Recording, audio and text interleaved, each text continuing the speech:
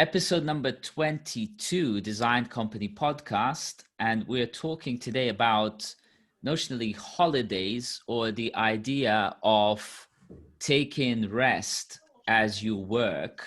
So, Brother Mo, please introduce us for the topic today. Excellent. Well, this podcast idea is first of all quite apropos because today is 1st of September 2020. So many people are going back to school, going back to work, coming back from their holidays. And so myself, I just came back from a nice old 10-day holiday in Egypt where for the first time in maybe a year or two, I have not thought about anything work-related for a week's time and or done anything work-related. And so really in that process, well, I've had a lot of realizations which I thought would be quite good for us to share and just a generally good theme to explore for today. And when you say you haven't done anything work-related, that's very tricky statement to make, even because it's very hard for most people to just completely switch off and not think about work. So like define to me and tell me a little bit more in detail what you mean by you haven't done anything work related. Well, I have I had like one or two calls just like to update and share some information. A bit of research I've done, but globally speaking, I've nearly not touched my computer for 10 days and really just be able to take a lot of time to relax with friends, drink coffee, go for walks, so really just like radically different activity level where I'm able to like completely empty my mind. So that ties in nicely with the first question of what is the purpose of a holiday? And I think the purpose of a holiday is actually quite simple. It's to give yourself time away from your ongoing daily activities. And by the way, a holiday does not need to be physical. You don't need to go to Egypt, although it's quite nice. I recommend it to anyone who has the opportunity to do so. It's more about mentally creating space and saying, okay, today is a day for me. And so, a holiday or vacation, I guess, is just doing this over a longer term, but there's nothing stopping you from giving yourself a micro holiday on a Wednesday and saying, you know what, today is for me. I'm just going to take a step back. So the key word there for me was micro. The whole idea of micro habits to me has been super resonant across pretty much everything we're doing. A lot of like self-development gurus and self-help gurus have kind of said like how to make a million. You split it up into tiny little chunks of units of work that are like 2-3 pounds, and then whatever lots of 2-3 pounds make up a million, that's what you need to do. And I remember 20 years ago listening to that kind of stuff and going like, gosh, that sounds so nebulously sort of nitty gritty almost. But these days I find myself actually splitting absolutely everything into those like micro units of work, from our Trello boards and tasks we need to do to various kinds of social media posts to workouts to holidays. So what I tend to do is I take a holiday every hour for 5 minutes or 10 minutes.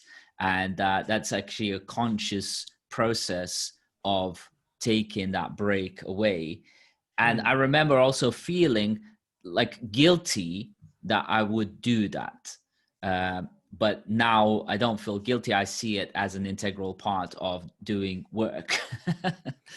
Certainly. And so, I mean, if we just kind of go into the people related aspects here.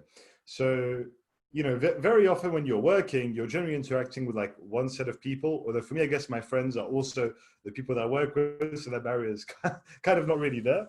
But first of all, the holiday aspect is often a change in the people that you might be seeing every day or interacting with. And it's also on an interpersonal level, the ability to switch out kind of the role that you are playing, So, most days I'm a company founder, I'm dealing with individuals, with the friends, partners, associates, but it's like this, and so just saying, hey, I am also a human that's not just the director of a company, but also someone that enjoys coffee, going for a walk, talking about various philosophical things. I think this is very important. And so I think it's important for us as humans to be able to also step out of our roles, however well integrated they may be, and just kind of exist, if you like. Exactly. And often the time I practice this little thought experiment, which is kind of a question, which is what would the caveman do? And the caveman perhaps spent quite a bit of time during the day hunting for prey or setting up various traps or exploring nature to find things to eat, basically. A lot of life can be just described as a calorie game. You know, Mm, you want to make sure that you take at least as many calories as you're going to spend. Uh, so the caveman probably spent quite a bit of time ensuring that the whole family has enough calories. But at the same time, when it's time to eat, he would have been quite mindful of spending time to eat and switch away from thinking mm, about calories that need to be um, collected or hunted down. mhm. So I think that also becomes a daily habit of saying, how do I switch off from the calorie hunting? Yeah, and so actually, one thing that I found was quite interesting. So you're talking about micro habits switching off. That's a beautiful introduction to the systematic side. You know, one of my friends once told me you are nothing more than the sum of your habits, and I quite like this idea that as a human, essentially, if at least you want to be directed and like getting somewhere in life, you need these kind of things that are stable wherever you are in the world. And so, for example, when I went on holiday, one thing that didn't change was like, so I rented a place through Airbnb, which even works in Egypt. So that's a nice one. Good to see technology companies are everywhere. But, you know, I was, okay, I kind of dropped my running, but I was eating healthily, doing some cooking, sometimes eating out, having a coffee. So my kind of daily relaxation habits, they don't change with whatever country I'm in. Um, so really, I think the first thing on the systematic side is trying to find alignment and making, okay, I'm on holiday, but let me still pursue my normal daily habits that are integral to my well-being as a human. So, you know, if you like having a bit of a chill in the morning, you know, whatever you're doing in your workday, keeping that with you in the holidays. But now in terms of systems of other things, well, one thing I did, which was very conscious about, was to not look at my task list, to not look at any work things, and to really take this time to be conscious of the information that I'm taking in as a human. And so really that information was limited to, you know, some casual novel reading, WhatsApp messages to organize my day, but it's really having a systematic approach to ensuring that I'm resting the inputs of my mind. Yes, and in some sense, people themselves are systems, or certainly Mm, people operate within systems and they run their own habits, which are systems. And what I've personally found to be very important is that I notice that I tend to get bored quite quickly of doing the same kind of thing. I'm not the sort of business as usual type mm, guy. I'm very much business as unusual type guy. But that's a sort of both a strength and a weakness. Strength in a sense that when it comes to innovation, which we'll touch on next, innovators are often looking for new ways, something different to break out of the mold, break out mm, of the system, basically remake the system. But business as usual is looking for saying, okay, now we have a new system. How can we keep it going and making sure that it operates and runs sustainably? But what I've then realized is that if I integrate both of those together, what I end up having is consistent way of changing things in a way that makes it interesting for me but keeps it consistently going. So that works well, both in terms of the, let's say, workout routines or actually doing tasks, and mm. also saying, is this work or is this pleasure, or where is the even line between those two? So yeah. And so talking about that, you know, one of the things, if we do take kind of the physical aspect of a holiday into account, going to new places, experiences, that fits in quite nicely for the innovation. Because I think one thing that is very important to the human mind is exposing yourself to new stimuli in various ways, right? So a lot of people seek to do this through drugs, drinks, etc. But actually, it's like being in a new physical location and like, you know, having your usual coffee but in a different place. It opens up the mind to new things and you're making new connections. It's interesting to see what works well, what doesn't work well in a different country, what's the culture like. So it's really like immersing yourself in a different environment, but really in immersion sense, not in the I am at the zoo looking at this safari sense. That's really important. And so what I found actually was, even though I was in a completely different environment, a lot of the things that I consider personally like principles or standards still continued to apply. I just applied them in a slightly different way. But so I think as well, it's like taking time out to see what are the things that are good that you enjoy keeping. What are the things that you should think about? This is also the role of a holiday, right? So it's not just to be in the nothing state, but it's to kind of be in a state where you have much less inputs coming in. You can assess, do the financial statement of your life and see where you're at and say, what is it that's good to keep? And so if we're talking about innovation, for example, well, I did the test to myself yesterday. I said, okay, well, yesterday's the 31st of August. So first day back from Egypt, I was just in France. Am I happy to be going back to work tomorrow? And the answer was yes. I'm not like avoidant. I'm not like, oh, I'm going to miss the holiday. I was like, oh, I had really good fun on the holiday and I'm looking forward to tomorrow. And so I think as well, if I hadn't had that feeling, it would have been a perfect innovation opportunity to say, what are the new things I need in my life to keep this good feeling going on? Yes. And in some sense, moving to products, there is a kind of generic product of life experience that, and everyone, even people who are running their own companies, are employees in the company. They're one of the key people in the company. So one of the guys that I interviewed, and perhaps we should, bring him to this podcast, talks a lot about mental health and well-being in companies, and I said to him, how do you justify the idea of mental health and pitching that into startups and to venture capitalists and things like that? And he said, well, simply put, I say, for venture capitalists, your founder who you've invested in is no good, dead, if he's suicided himself because of depression from working in an environment that he hates or she hates. So that's important as a really an integral part of, we're basically living in an experience driven economy where products and services are experiences. So if you're then working in a company where your experience of working there is terrible, you're like, well, how can I generate and put out products that are beautiful and enjoyable experiences if I'm creating that out of terrible lifestyle and work style? Exactly. So this is one of the key things, right? What you don't want is to have a life where you're like waiting for the weekend or waiting for your next holiday. What you want is a case where you're enjoying what you're doing. You're looking forward to your holiday, because there's the other extreme, right? It's like, oh, I'm obsessed about my work. I'm incapable of taking off. So no, you want to both enjoy your work and also enjoy the time off that you give yourself, and this is a very important concept. Time off should not be something that others are giving to you that you're granted. It's something that you take for yourself and embrace yourself. Yeah, I mean, the phrase that comes to mind is waiting is not a strategy. So waiting for the weekend is not a great strategy for work. And also the time off, what is the company that's famous for this? They introduced it. It's a gaming company.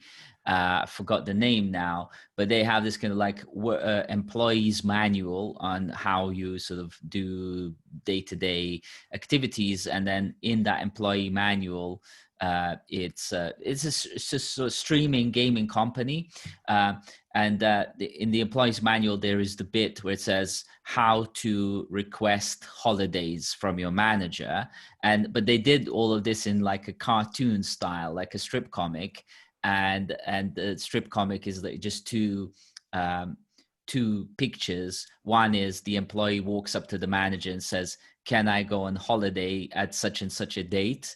And the manager says yes. And then the next picture is employee books the holiday where they want to go. That's how to do it.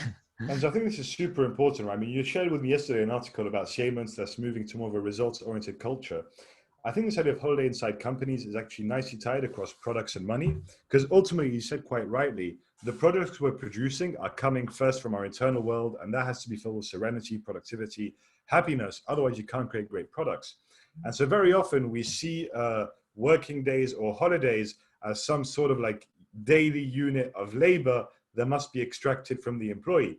But, are you accounting for that time when like one of your software developers is solving a bug in the shower in the morning, right?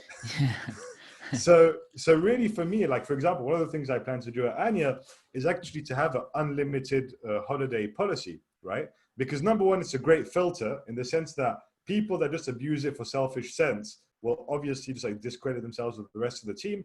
And secondly, it promotes personal responsibility in the sense of creating a company that can run even when you're not here, and recognizing that you're an adult and that only you should be able to know when you need time off for yourself. And so this is a very important thing. Yeah, so I'll put a quote at this point from psychologist Sam Vaknin, who simply states, materialistic capitalism is a death cult. To clarify what he means by that is capitalism as we know it today has objectified absolutely everything, including women, but certainly products and cars and so on. And everything we interact with is a dead object. And because it's geared towards dealing with dead objects, this is what Industrial Revolution has created lots of plastic cups and bottles, and basically they're all dead and more importantly disposable dead objects. Nowadays we see a lot of disposable masks and all sorts of things like that. That materialistic capitalism is also then treating people as disposable dead objects. That's why we talk about human resources in business management studies formally, as opposed to people. People is like a living thing. Human resources is like resources like earth or gravel or cement, right? Which means that you treat them as dead. In human resources, you treat them as dead and disposable. In other words, when their lifetime is over, you just kind of chuck them out of the company, as opposed to treating them as living humans who bring in the soul to the company and their own life energy, joy, bliss, inner creativity. So that's why people should come before systems that only really work with dead objects. And this is why I really like the idea of human capital. I mean, it's even an idea actually that I employ on a personal level. It's the idea that human beings are living productive assets, you know, not necessarily just of like products and money, but of everything. So if I look at the experiences I had in my holiday, you know, it was always like the people that I was with, you know, we were just probably just drinking a coffee, something as simple as that. But the ephemeral experience that you can't reproduce outside that specific time, because time is always moving forward, that is so valuable. It's more valuable than any money I could be spending or things like buying, you know? And so this idea that really the value and the thing that's produced is, first of all, human, and that we should seek to have this in our professional lives and our personal lives, that's the key. Because if you're having a miserable job to pay for your holidays in like an expensive resort where you're going to drive a car, be so miserable inside, there's no interest. It's irrelevant. Yeah, and life is very, very important. And we talk about life cycle of products. If products are dead things, then they won't have a life cycle of any kind. And this is very important for making companies that serve experience and create positive transformation in the world. And really, we're moving towards a world of money that is also programmable into products that have a life. So money gains different kind of meaning to that, and it has integral value to it as well, based on what people have made that money for, and how they've gone about making that money. Exactly. And so let's just kind of, I guess, go to the last topic of growth. For me, it's actually quite obvious. So, you know, as you know, like in exercising, you know, anytime you pick up exercise or exercising, it's always very important to have a route, to have a days off to let Mhm. the muscles grow, right? Because you made the effort, but then you also need to like let things get captured and grow. So in the same way, I think holidays are actually really remarkable opportunities for personal growth because they allow us to reflect on what we have so far, to reflect on areas we can improve, to reflect on things to keep, to learn new things, new experiences. And so in that respect, I think that in a culture where we're pushing, you know, get more leads every week, get more customers every week, sometimes just being very comfortable with setting that number to 0 for an entire week allows you to bounce back much stronger in the following weeks and months. Yeah, I mean, when you say, when you exercise, you want to relax the muscle. If you go with Arnold Schwarzenegger's kind of routines, it's like, you want to shock the muscle. But yeah, relaxing it is very, very important. It's he doesn't speak about it as much, but he does have routines for relaxing the muscles as well. And in fact, that's actually, weirdly enough, I'm getting coached by someone at the moment who is advising me on how to work out in a way that treats my body as a wave, going off the idea that, like, the string theory. So you do every exercise thinking of yourself as a wave, so that you're not even, like, the body isn't really a solid object. And so what you then end up having is that when you feel tension, you actually start thinking about relaxing whatever the area. So if you're doing press ups, you might start feeling burn in the arms. But if you start actually then meditating on relaxing arms, you end up being able to do more press ups and actually doing them in a lot more enjoyable way. So, and you get growth that's quite unbelievable, because you're actually now treating what otherwise you would have thought of as strenuous exercise in a way that is more like meditative flowing relaxation. So that's a sort of combinatorics approach to growth, where pretty much like everything can be reframed and gamified and thought around in different ways. An example of growth, like if you're having to do something that you really dislike, you could think about doing it in a different environment. So you could do your admin in a park, as opposed to do admin in some dark room while smoking a cigarette and going like, "Oh, I hate admin."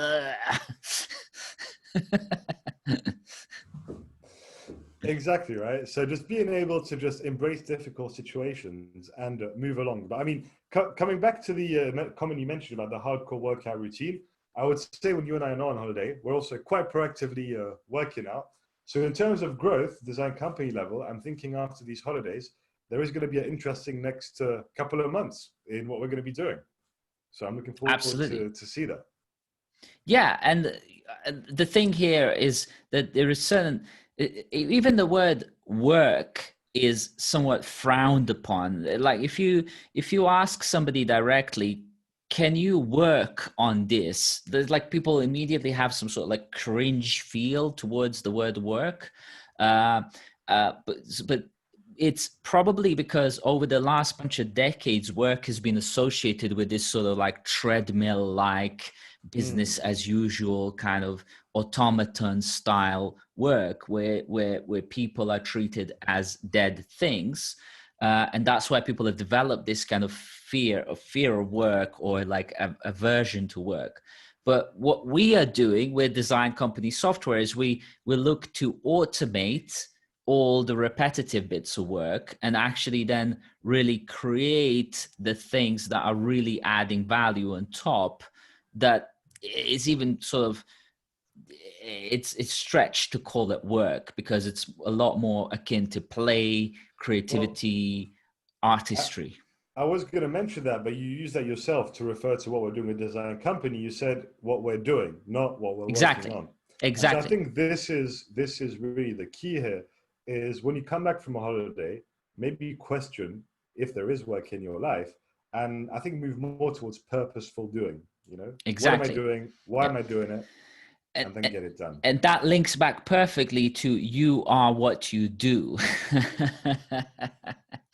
Which links back to Indeed. people, and links back to purpose, of that you're supposed to do in this life what you love to do, and what your life purpose is bringing you to do. And Hmm. work as such does not ever need to exist. As soon as you start describing something as work, oh God, I got to work on this, it's a kind of a red flag in a postmodern capitalism that isn't a death cult, that it's like, hey, maybe you should be doing something else. Exactly. Well, the good news is you and I know what we're doing. We are back now. It's September. So Mhm. everybody will be in touch soon. And I'm looking forward to the next one. Yes, and as usual, without need to make even this call to action, but it's good for the algorithms and everyone to remind, subscribe to the YouTube channel, reach out to us. If you're running a company, you want more money and growth, we've got tools, approaches, methodologies to find ways in which to increase that for you with Anya software, with design company methodology. So we're ready to go. And this final quarter of 2020, which has been marred with all sorts of different disasters, I feel can be made, and certainly we're making it into a pretty spectacular quarter that will lead up to even more spectacular 2021. I fully concur. Looking forward to it. Thank you so much, my brother. Take care. See you next time. Cheers. Bye.